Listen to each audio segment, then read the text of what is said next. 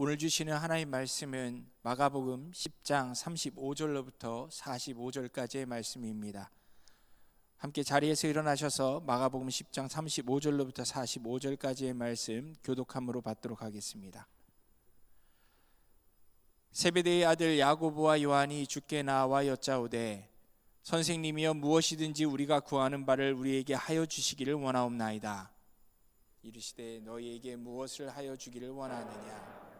여짜오되 주의 영광 중에서 우리를 하나는 주의 우편에 하나는 좌편에 앉게 하여 주옵소서.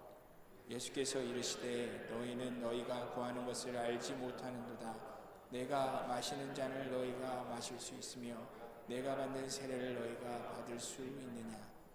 그들이 말하되 할 수 있나이다. 예수께서 이르시되 너희는 내가 마시는 잔을 마시며 내가 받는 세례를 받으려니와 내 좌우편에 앉은 것은 내가 줄 것이 아니라 누굴 위하여 준비되었든지 그들이 얻을 것이니라.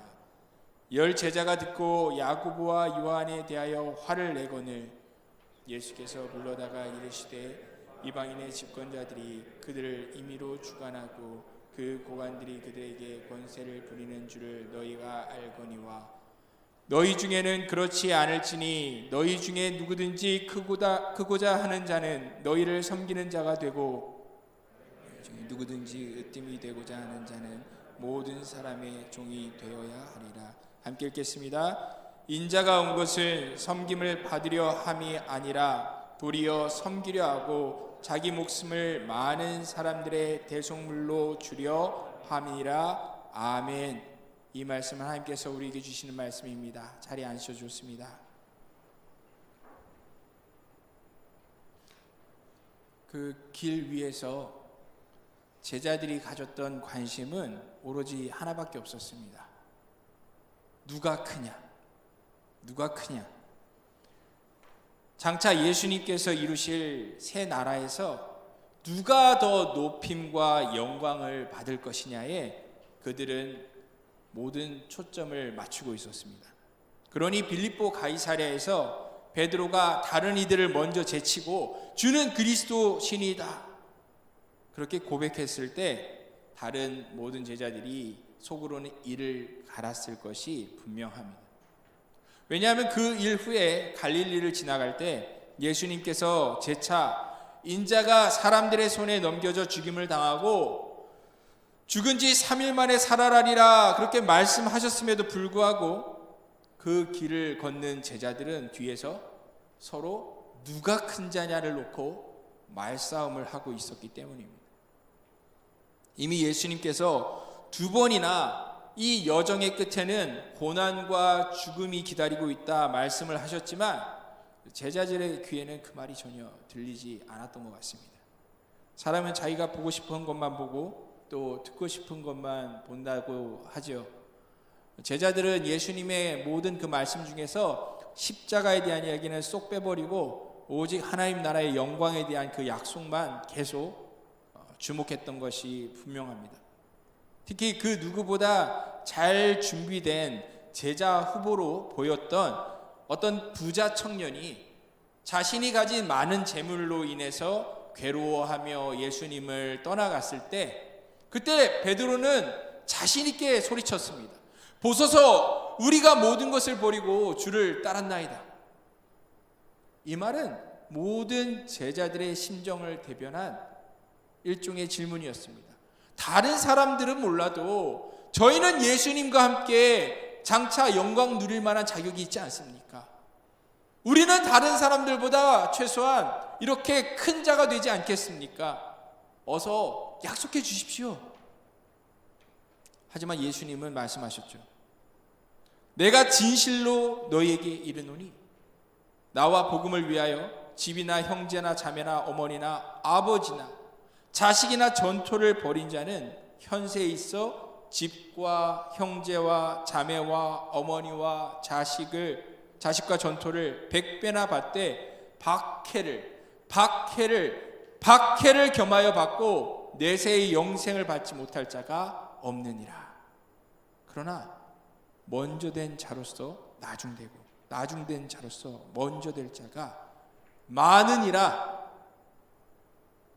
과연 제자들은 이제는 예수님의 이 말씀을 이해할 준비가 되었던 것일까요? 이 충격적인 말씀 직후에 예수님께는 이제 드디어 본격적으로 예루살렘을 향한 그 올라가는 길에 발을 떼셨습니다. 지금까지 제자들과 함께했던 그 길 위에서의 그 많은 시간들도 다 의미가 가득했지만 이제 유월절 명절을 앞두고 다윗 왕의 도성 예루살렘을 향하기 시작한 이 걸음에는 아주 더 큰 의미가 있었습니다. 왜냐하면 지난 3년 동안 시간 가운데 예수님께서 각처에서 보이신 수많은 표적들과 그 하나님 나라에 대한 그 복음 선포 때문에 사람들은 그야말로 이분이야말로 우리 이스라엘이 오랜 세월을 기다려왔던 다윗의 자손 그리스도가 아니냐, 그런 흥분에 가득 차 있었기 때문입니다. 유대 백성들은 셀 수 없이 오랜 세월 동안 기다려왔습니다. 스가랴 선지자가 예언했던 그 약속의 왕, 나귀 새끼를 타고 예루살렘에 입성을 할 그 기름 부음 받은 메시아 왕을 오랜 세월 동안 그렇게 목마른 마음으로 기다려왔습니다.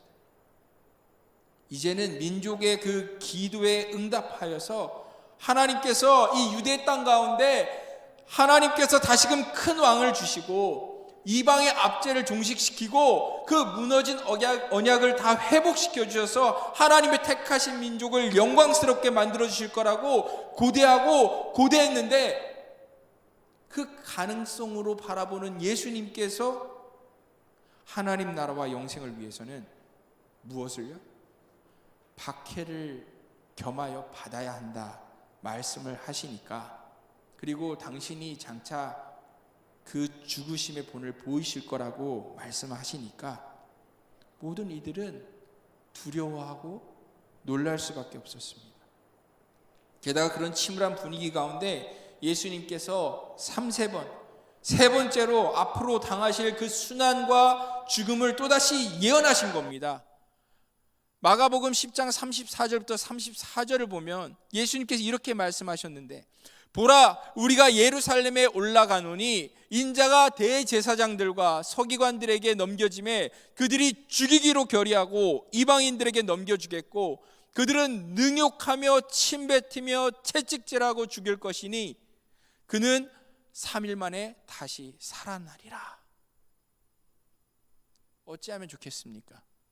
결국 이 예루살렘으로 올라가는 길의 끝이 고난이고 죽음이라고 다시 한번 말씀을 하시는데, 그 죽음을 위해서 이 길을 올라가고 있다 그렇게 말씀을 하시는데 뒤를 따르는 제자들은 어떤 기분이었을까요? 여러분들이 그 자리에 계셨다면 여러분은 어떤 반응을 보이셨겠습니까? 도저히 타협이 불가능해 보이는 그 마지막 3번째 죽음의 예고 가운데 어떤 반응을 보이셨겠습니까? 마가는 그 제자들을 대표한 2사람의 반응을 우리에게 오늘 본문 가운데 전하고 있습니다. 35절부터 37절까지 그 제자들이 그 놀라운 예수님의 말씀에 뭐라고 반응했는지 한번 읽어보겠습니다. 같이 읽어보겠습니다. 세베대의 아들 야고보와 요한이 주께 나와 여짜오되, 선생님이여, 무엇이든지 우리가 구하는 바를 우리에게 하여 주시기를 원하옵나이다. 이르시되 너희가 무엇을 하여 주기를 원하느냐? 여짜오되 주의 영광 중에서 우리를 하나는 주의 우편에 하나는 좌편에 앉게 하여 주옵소서. 어떻습니까? 너무 서글프지 않습니까? 예수님께서 누차 그리고 마지막으로 예루살렘을 오르시면서 한 번 더 이 여정의 끝은 죽음이라고 말씀하셨는데도 이 제자들은 집요하리만큼 무서우리만큼 예수님의 말씀을 안 듣고 있는 겁니다. 안타까움을 넘어서서 실로 기괴합니다. 놀랍습니다. 무섭습니다. 병행 본문인 마태복음 20장을 보면은 이 장면을 더 구체적으로 묘사하고 있는데, 야고보와 요한이 자신의 어머니에게 이끌려서 사실은 아마 살로메라는 여인으로 불렸을 그 여인이 예수님께 자기 두 아들을 데려와서 장차 예수님이 세우실 나라의 보좌 양편에 이 아들들을 앉게 해달라고 부탁하는 것을 볼 수 있습니다. 한마디로 오른팔과 왼팔, 총리와 장관으로 삼아달라는 그런 청탁입니다. 보통 청탁은 누가 합니까? 최소한 연줄이 있고 관계가 있어야지 청탁이라도 할 수가 있겠죠. 그러기에 많은 학자들은 여러 가지 성경의 본문들을 입체적으로 볼 때 이 어머니 살로메가 아마 예수님의 친척이었을 거라, 정확하게 말하면 육신의 어머니인 마리아와 자매 사이였을 거라, 그렇게 추측을 합니다. 그렇다면 이 야고보와 요한은 예수님과 실제로는 어떤 사이입니까? 함께 갈릴리에서 나고 자란 이종 사촌이죠. 이종 사촌. 그러니까 지금까지 나이가 많고 목소리 큰, 그리고 앞에 잘 나서는 베드로한테 밀려서 이 나이 어린 두 형제는 조용히 입 다물고 기회만 보고 있었던 겁니다. 그런데 이제 마지막으로 예루살렘으로 오르는 이 순례의 길에서 정말로 자기들의 어머니를 포함한 수많은 이들이 자기신들의 그 사촌 형님을 유대인의 왕 그리스도가 되실 분이라고 흥분하면서 그렇게 난리를 치고 있으니까, 게다가 지금 제자들의 그 머리를 자처하고 나섰던 베드로가 여러 차례 예수님의 말씀을 깨닫지 못해서 잇따라 꾸중을 들은 이런 상황에서 이제야 자신들에게 마지막 기회가, 절호의 기회가 찾아왔다 믿었던 것 같습니다. 그래서 청탁을 한 겁니다. 자신들을 장차 형님 영광의 보좌 좌우편에 저희를 앉혀주세요. 그렇다면 예수님이 대답은 어땠을까요? 제자들 중에서도 예수님께서는 이 세 사람 베드로와 야고보, 이 요한을 정말 변화산까지, 회당장의 딸이 다시 살아나는 그 부활의 자리까지, 그런 은밀한 자리까지 이 세 사람을 데리고 가셨던 예수님께서 어쩌면 친족들인 이 두 사람에게 팔이 안으로 굽는다고 조금은 특별한 그 약속을 허락해 주셨을까요?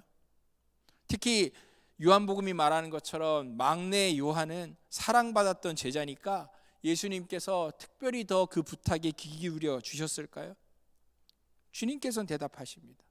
38절부터 40절까지 뭐라고 대답하셨습니까? 우리 같이 한번 다시 읽어볼까요?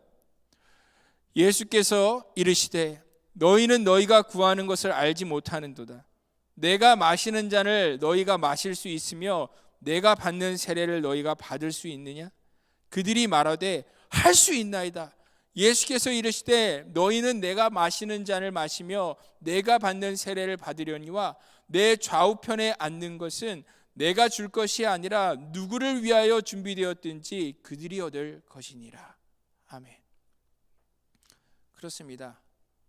그 훗날에야 그 누구보다도 예수님께서 하신 이 말씀의 의미를 이들은 정확하게 깨달았겠지만, 그 당시에 이 두 사람 야고보와 요한은 지금 자신들이 구하고 있는 것이 무엇이었는지도 그 의미조차 알지 못하고 구했던 것입니다.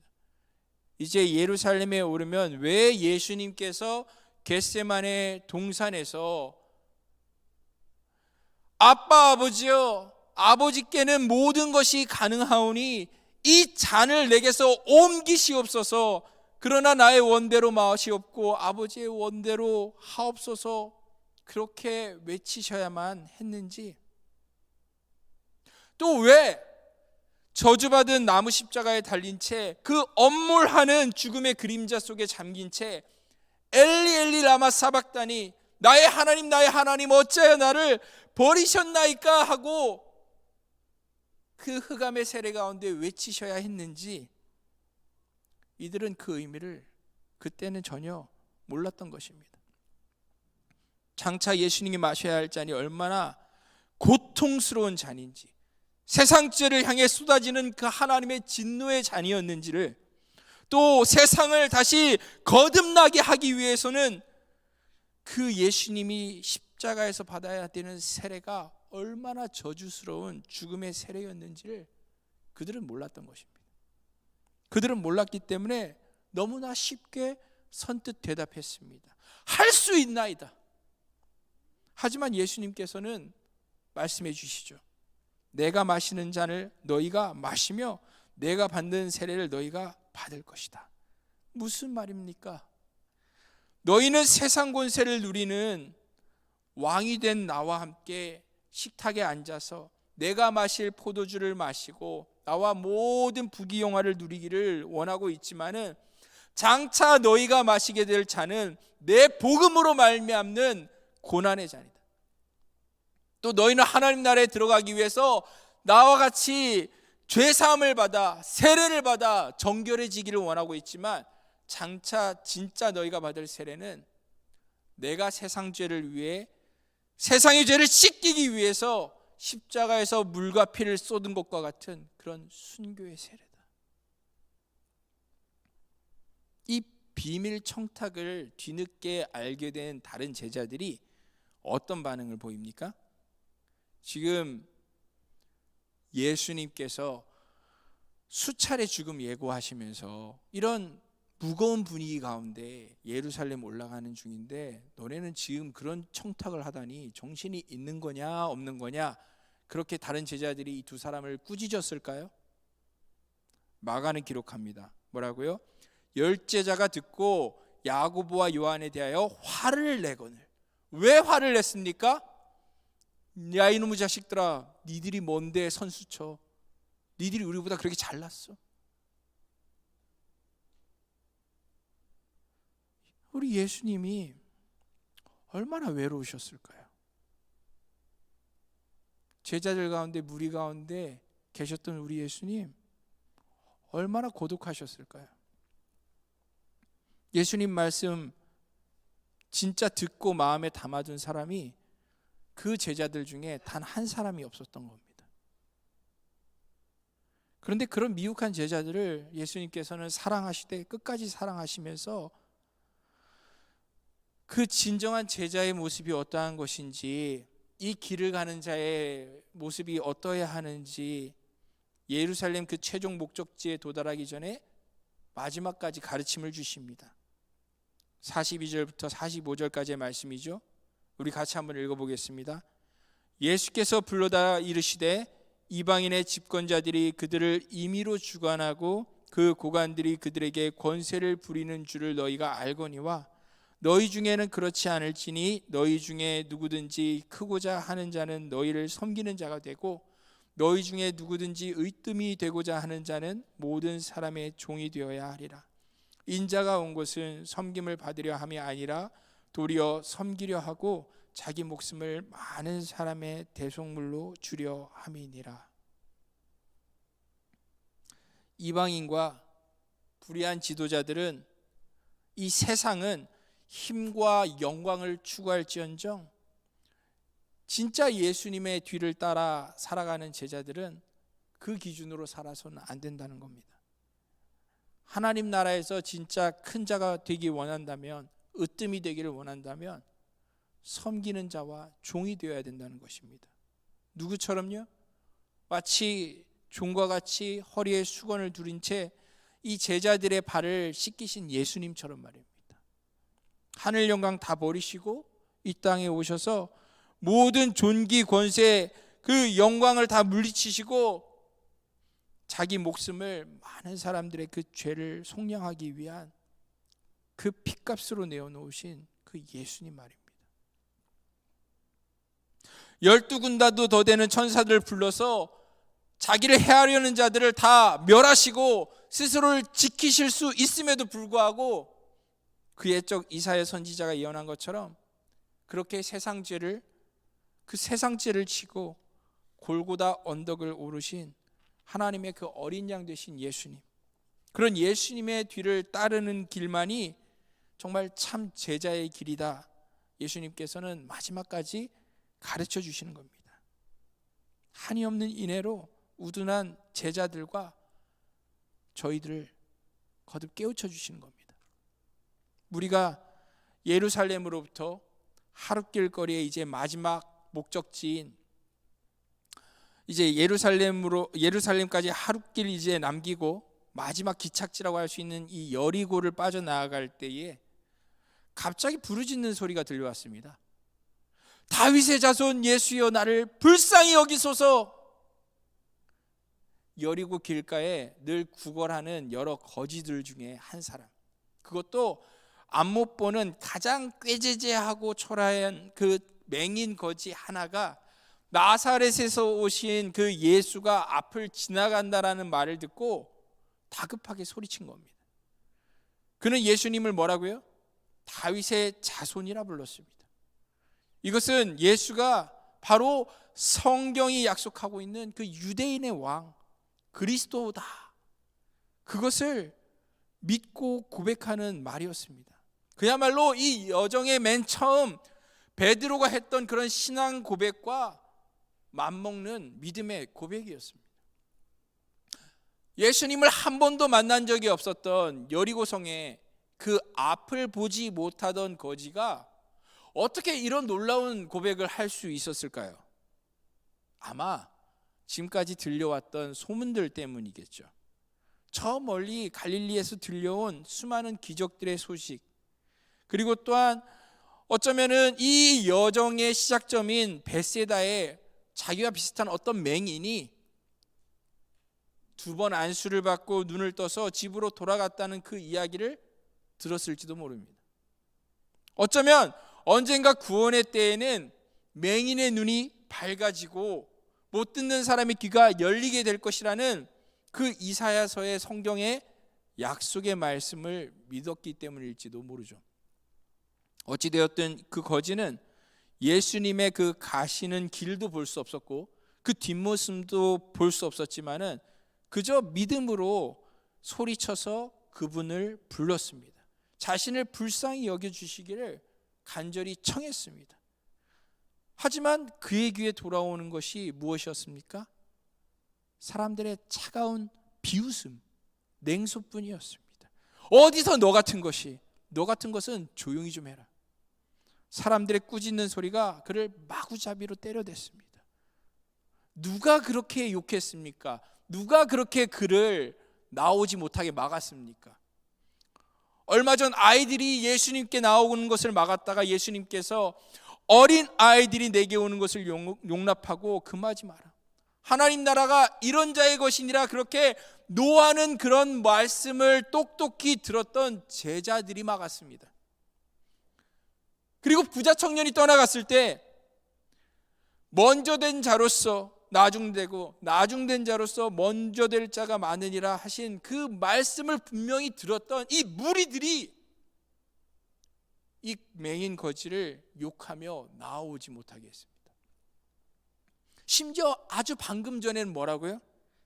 너희 중에 누구든지 크고자 하는 자는 너희를 섬기는 자가 되고 너희 중에 누구든지 으뜸이 되고자 하는 자는 모든 사람의 종이 되어야 하리라. 그런 세상과는 다른 기준을 가져야 된다라고 그 말씀을 배움을 듣자마자 작은 자가 은혜를 구하면서 예수님을 부르니 앞을 볼 수 없는 이 불쌍한 인생이 평생 아마 처음이자 마지막으로 예수님을 향해 은혜를 구하면서 간절히 손을 뻗어 부르짖고 있는데 그를 향하여 제자들이 뭐라고? 그 입 다물라! 그에게 욕하며 그를 막은 것입니다. 바로 이들이, 이 마가선자들이 자기 스스로를 거룩한 무리라고 지금 예루살렘 성전으로 올라가고 있다라고 스스로를 거룩한 성도라고 생각하는 이들 아닙니까? 교회? 제자들이 아닙니까? 교회가 맡고 있지 않습니까? 제자가 맡고 있지 않습니까? 예수님께 가는 길을. 너무한 거 아닙니까? 그래도 그는 다시 한번 용기를 내기로 했습니다. 그래서 소리쳤습니다. 다윗의 자손이여 나를 불쌍히 여기소서. 그러니 갑자기 발걸음들을 멈추는 소리가 들리는 겁니다. 또 지금까지 자신을 향해 퍼부어대는 그 음성들과는 다른 한 남자의 목소리가 들려오는 겁니다. 뭐라고요? 그를 부르라. 그러자 이 무슨 일입니까? 자신을 향해 지금까지 그렇게 욕하고 소리치던 군중들의 태도가 180도 바뀌는 겁니다. 자기를 부르는 겁니다. 안심하고 일어나라. 그가 너를 부르신다. 오히려 그를 격려하고 예수님께 이끄는 것입니다. 어떻게 이런 방향 전환이 가능했습니까? 누구 때문에? 누구 한 분 때문에? 예수님 때문에. 예수님께서 그 부르짖음을 듣고 걸음을 멈추어 주셨기 때문에, 그 간구를 듣고 그를 불러주셨기 때문에, 예수님의 그 부르심을 듣자마자 그는 자리를 박차고 일어났습니다. 음성이 들리는 방향을 향해서 볼 수는 없지만 비틀비틀 달려갔습니다. 자신의 이불이자 사실상 자신의 집이나 다를 바 없는 그 겉옷이 벗겨져서 잃어버리게 되는 상황이었지만 그게 더 이상 상관이 없었죠. 예수님을 만나서 눈을 뜰 수만 있다면, 지난날 자신의 그 눈추한 삶을 그렇게 지탱해주고 가려주던 넝마 같은 것들을 다 잃어버린다 한들 그게 무슨 상관이 있겠습니까? 그런 마음으로 나아온 그에게 예수님 말씀하십니다. 내게 무엇을 하여 주기를 원하느냐? 그가 무엇을 구했겠습니까? 뻔하지 않습니까? 그가 구할 것이 이 한 가지 외에 무엇이 있겠습니까? 선생님이여, 보기를 원하나이다. 예수님이라면, 분명 그리스도가 되신 이분이라면 자신의 눈을 열어주실 거라 그는 믿었던 것입니다. 우리는 질문하게 됩니다. 과연 그가 가진 그 믿음이 자기 자신을 구원할 수 있었을까요? 생각해 보십시오. 지난 3년간의 그 여정 가운데 제자들이 보았던 예수님을 만난 병자들이 얼마나 많았습니까? 그들이 다 100% 모든 이들이 고침을 받았을까요? 그리고 예수님을 그리스도로 믿고 고백한 이들, 심지어 그분의 제자가 되기를 바랬던 사람들은 또 얼마나 많았습니까? 하지만 그들이 다 결국 예수님의 뒤를 따르게 되었나요? 그렇게 볼 때 이 맹인 거지의 믿음은 너무나 작은 것입니다. 불완전한 것입니다. 그는 예수님을 처음 만났고 그분에 대해서 이야기만 들었을 뿐 자신의 눈을 떠서 그분의 얼굴조차 본 적이 없습니다. 하지만 우리는 압니다. 진정으로 한 영혼이 치유되고 구원받는 그 일은 그 사람이 가진 불완전한 믿음이 아니라 온전하신 예수님께서 가지신 하늘 아버지를 향한 그 온전한 신뢰와 그 믿음이 죄인들을 회복하고 구원한다는 것을 말입니다. 그렇게 예수님께서는 그에게 말씀하십니다. 가라, 내 믿음이 너를 구원하였느니라. 그의 믿음이 그처럼 불완전하고 작은 것인데 예수님께서는 그를 격려해 주십니다. 그를 값어치 있다, 그의 작은 믿음이 귀하다라고 인정해 주시면서 그에게 치유를 명하십니다. 그러자 그 순간에 그의 눈이 떠졌습니다. 그가 보게 되었습니다. 그렇게 그가 평생 처음 눈을 떠서 빛이 그의 눈동자를 관통했을 때 그의 눈에 맨 처음 들어온 이가 누구였던 것입니까? 바로 예수님이었습니다. 예수님을 인생에 처음으로 보자마자 그가 즉시로 보인 행동이 무엇이었다라고 마가는 기록하고 있습니까? 52절은 그렇게 기록합니다. 그가 곧 보게 되어 예수를 길에서 따르니라. 그가 곧 보게 되어 예수를 길에서 따르니라. 어떤 부자 청년은 자신이 가진 재물이 너무 많았기에 근심하고 제자되기 포기하고 돌아갔는데, 정말 가진 것이 아무것도 없는, 그래서 버릴 것조차 아무것도 없는 이 거지는 눈을 뜨자마자 어떻게 해요? 너무나 쉽게 예수님의 뒤를 따르기 시작했습니다. 그분의 제자가 되었습니다. 여러분 기억해 보십시오. 지금까지 지난 3년 동안 예수님을 뒤따랐던 이 12제자들의 모습이 어땠습니까?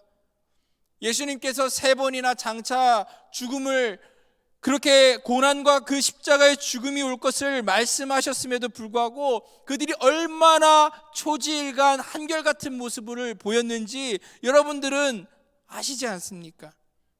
마치 그 여정의 그 길의 시작점에서 만났던 그 벳세다의 소경처럼 한 번 말해서 이해하지 못하고 두 번 말해서도 깨닫지 못하고, 그렇게 하나님께서, 예수님께서 은혜를 주셔도 눈뜨지 못했던 영적 소경이 바로 이 제자들 아닙니까? 그런데 얼마나 놀랍습니까? 세상 보기에는 정말로 가장 자격이 없어 보이고 절대 불가능해 보이는 그런 이 맹인 거지가 이 여정의 마지막에 합류하게 되는, 그리고 그 이름이 유일하게 기록되어 있는 제자가 되었습니다. 예수님 눈에 보기에는 가장 제자다운 제자의 모습이 이 사람의 삶에서 나타난 것입니다. 그의 이름이 무엇이었습니까? 디메오의 아들 바디메오. 아마 이 마가의 복음서를 읽었던 초대교회 성도들은 너무나 친숙하게 알고 있었던 그 형제 바디메오였습니다. 사랑하는 여러분, 사실 우리는 이 마가복음의 이야기의 끝이 어떻게 끝날지를 너무나 뻔히 잘 알고 있죠. 결국 그분을 둘러싸고 지금 호산나 다윗의 자손이여 외치면서 그분을 예루살렘에 에워싸고 올라가던 이들이 예루살렘에 올라가서는 태도를 돌변하여 그를 십자가에 못 박게 하소서 소리칠 것을 우리는 알고 있습니다. 그리고 십자가 앞에 결국 예수님만 홀로 남겨지고 죽기까지 뒤따르겠습니다, 그렇게 이야기했던 제자들은 모두 다 도망쳐 버릴 것이라는 것 우리는 다 알고 있습니다. 결국 예수님께서 십자가에 달리셨을 때 예수님의 좌편과 우편에는 그 제자들 중에 아무도 없었습니다. 결국 실제 있었던 것은 나라의 독립이란 핑계로 죄 없는 사람들에게 칼을 휘둘러댔던 악한 강도들이 예수님의 좌우에 매달려 있었지, 결코 나는 그 잔을 마실 수 있고 그 세례를 받을 수 있다라고 그 잔과 세례를 구했던 제자들이 그 자리에 있지 않았습니다. 그런데 그랬던 제자들이 시간이 지나 불과 얼마만큼의 그 시간이 지나지 않아서 그들의 삶이 어떻게 변했습니까? 그들이 어떤 길을 걷기 시작합니까? 그들이 도망치던 길을 돌이켜서 예수님이 가신 그 십자가의 길을 결국 다 뒤따라가지 않았습니까? 다른 제자들보다 앞서서 영광의 자리를 구했던 야고보는 사도행전 12장이 전하는 바와 같이 헤롯 왕에 의해서 칼에 찔려서 첫 번째 순교자가 됩니다. 예수님께 처음 부름을 받았던 제자 빌립은 지금의 터키 땅에서 십자가에 묶여서 돌에 맞아 처참하게 순교합니다. 다데오는 지금의 이라크 메소포타미아 땅에서 또 십자가에 달려서 칼에 난도질 당해 순교를 했고, 안드레는 그리스 파트라스 땅에서 X자 모양의 십자가에 달려 순교합니다. 열심당원이었던 가나나인 시몬은 영국 땅까지 가서 복음을 전하고 페르시아의 수아닐이라는 곳에 폭도들에게 붙들려서 산채로 허리가 잘려 톱으로 켜져져서 그렇게 순교했고, 또한 나다나엘이라 불렸던 바돌로메도 아르메니아에서 잔인하게 폭행을 당한 뒤에 산채로 살같이 벗겨져서 십자가에 달려 죽습니다. 알페오의 아들 야고보도 페르시아 어딘가에서 톱에 켜져서 순교했고, 세리였던 마테도 에디오피아 땅에서 예배를 드리는 중에 칼에 찔려서 순교했고, 의심 많던 도마는 가장 먼 인도 땅까지 가서 복음을 전하다가 달구어진 솥 위에 고문을 당한 후에 풀무불에 던져져 죽어가는 가운데 창에 찔려서 숨을 거두게 됩니다. 가룟 유다를 대신해 마지막에 세워졌던 마띠아마저도 예루살렘에서 돌에 맞아서 순교합니다. 형 야고보와 함께 예수님의 잔을 마실 수 있다고 말했던 요한은 모든 다른 제자들의 죽음이 지난 후에 황제의 명에 의해서 기름이 끓는 솥에 그 몸이 던져졌지만 아무 상처를 받지 못해 살아나자 황제가 독을 먹이고 그 독을 먹어도 죽지 않으니 돌밖에 없는 반모섬에 100세가 넘은 그를 귀양본에 중노동을 하게 합니다. 아마 요한은 물었겠죠. 나는 왜 다른 제자들과 같은 잔을 하나님께서 주시지 아니하나? 주님께서는 그 반모섬에서 그를 만나 주시고 환상 가운데 마지막 편지를 기록하게 하시죠. 그것이 우리가 알고 있는 성경의 마지막 권 요한계시록입니다. 요한은 12제자 중에 유일하게 살아있는 순교자의 삶을 다하기를 원하셨던 것 같습니다. 베드로는 어떻게 죽었을까요? 마지막으로 베드로는 요한복음 14장에 장차 죽음을 앞둔, 그래서 예수님께서 제자들의 발을 씻기신 후에 베드로는 주님께 여쭙니다. 쿠어바디스 도미네, 주여 어디로 가시나이까? 그러자 예수님께서는 대답하시죠. 내가 가는 곳에 네가 지금은 따라올 수 없으나 후에는 따라오리라. 그러자 베드로는 말합니다. 주여 내가 지금은 어찌하여 따라갈 수 없나이까? 주를 위하여 내 목숨을 버리겠나이다. 하지만 주님께서는 그의 가까운 미래를 예언하시죠. 네가 나를 위하여 네 목숨을 버리겠느냐? 내가 진실로 진실로 네게 이르노니 닭 울기 전에 네가 3번 나를 부인하리라. 우리는 잘 알고 있습니다. 베드로가 정말 예언대로 예수님을 3번 부인하고 십자가를 등진 채 도망갔다라는 것을. 하지만 역사는 그의 마지막의 모습은 전혀 달랐다 기록합니다. 주 65년 네로 황제의 혹독한 핍박 아래 그가 순교의 잔을 앞두었을 때 그는 그 누구보다도 죽음을 두려워하지 않는 이였다라고 기록하고 있습니다. 그리고 죽음을 앞둔 채, 십자가의 죽음을 앞둔 채 그는 그렇게 요청했다는 것입니다. 나는 그분과 똑같이 죽을 자격이 없는 사람입니다. 그래서 베드로는 십자가를 거꾸로 하여 거꾸로 십자가에 매달려 주님이 가신 그 길을 마지막으로 따라가게 되었다. 역사는 기록하고 있습니다. 여러분, 예수님의 그 십자가를 다 등돌려 떠났던 이 모든 제자들이 왜 결국 자기 십자가를 지고 그 부르심의 길을 따르게 된 걸까요? 늦은 후회가 찾아왔기 때문일까요? 아니면 예수님과 지난 날들에 대한 그 의리를 지키기 위해서였을까요? 아니죠. 그럴 리가 없습니다. 그들이 뒤늦게라도 자기 십자가의 길을 갔던 것은 그들이 바로 부활하신 예수님을 만났기 때문입니다. 부활하신 예수님을 세상에 잠시 있다 사라질 헛된 영광이 아니라 영원히 찬란하게 빛나는 그 예수님의 그 부활의 영광을 두 눈으로 그들의 삶이 직접 목격했기 때문에 그들은 눈앞의 십자가를 더 이상 두려워하지 않게 된 것입니다. 참 부활의 영광을 보게 되니까 부활 이전에 십자가를 지는 것조차 이것이 영광이라는 사실을 그들 모두가 깨달았던 것입니다. 그래서 그 기쁨으로 그 십자가의 길을, 주님의 그 뒤를 따른 것입니다. 사랑하는 형제자매 여러분, 여기에 진실이 있습니다. 부활 이전에 반드시 십자가가 필요합니다. 하지만 그 십자가라는 것은 우리 힘으로, 우리의 의지로 갈 수 있는 것이, 질 수 있는 것이 아니에요. 오직 우리 앞서서 세상죄를 대신해 그 저주의 십자가를 지고 가시고 그 위에 달려 죽으시고 그리고 부활하신 부활의 주님을, 그 부활의 주님의